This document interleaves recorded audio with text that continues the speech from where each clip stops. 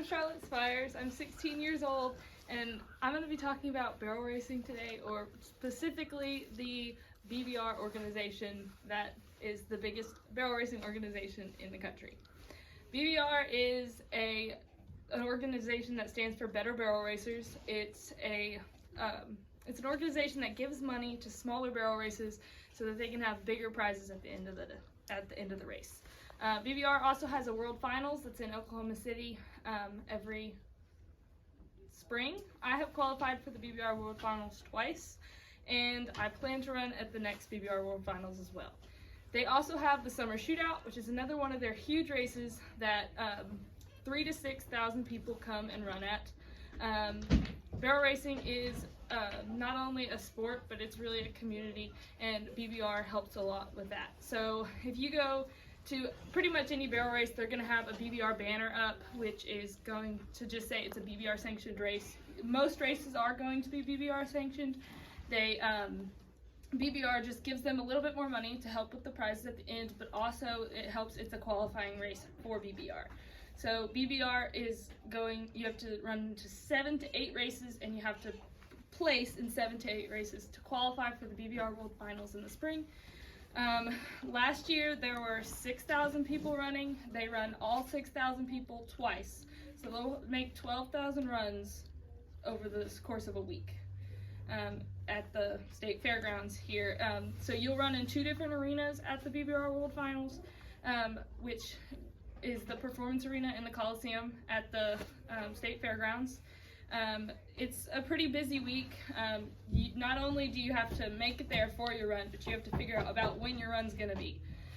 Barrel racing a lot of people have it down to a science. They run about 50 horses an hour, which is, they're moving them through pretty quick if they're going 50 horses an hour. At 50 horses an hour, you have to figure out the math to get to where you need to be at the right time.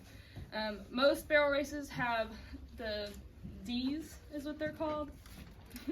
And so there's 1D through 5D usually.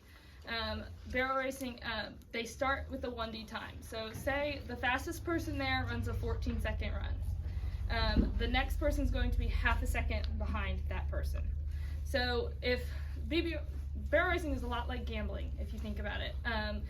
Barrel racing, you don't know if you're going to win money. You can have the third fastest time and not walk away with anything because of how barrel racing is set up. But the reason they do it that way is so that if you come and you have a slower horse, you can still win money at the end of the day.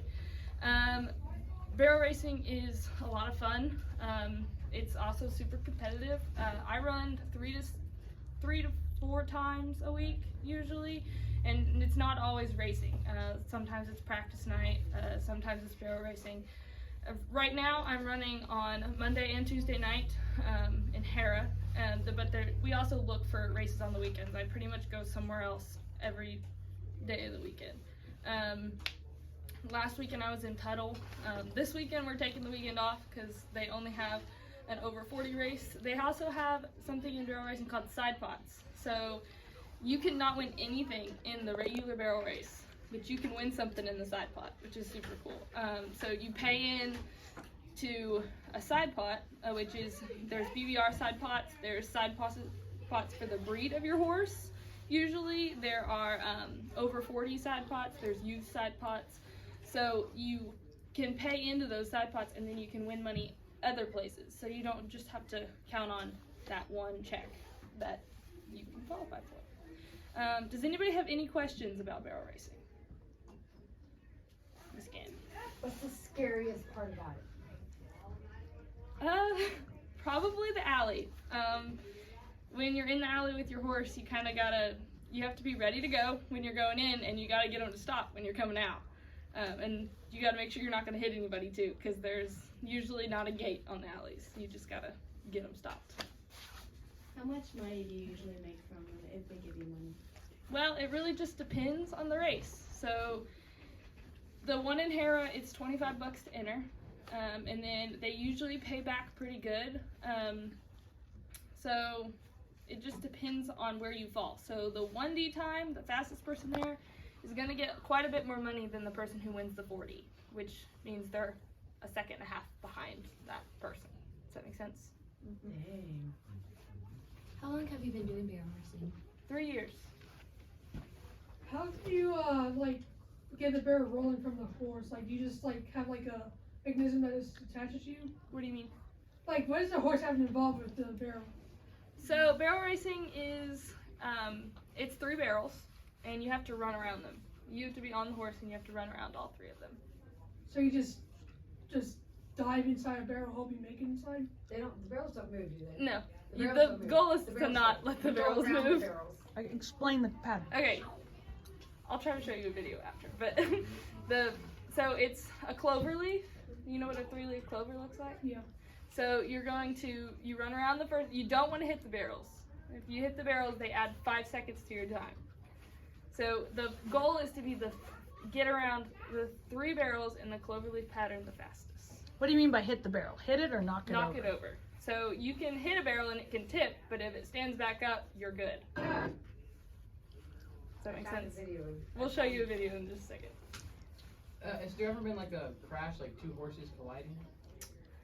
Well, they go on at a time, but in the warm-up pins, yeah, there's crashes quite frequently. I've been in a few. People don't pay attention. It's just like if you're driving on the road, just you're on a horse. Any other questions? What was your fastest time? The fastest time I've ever ran is a 15:3.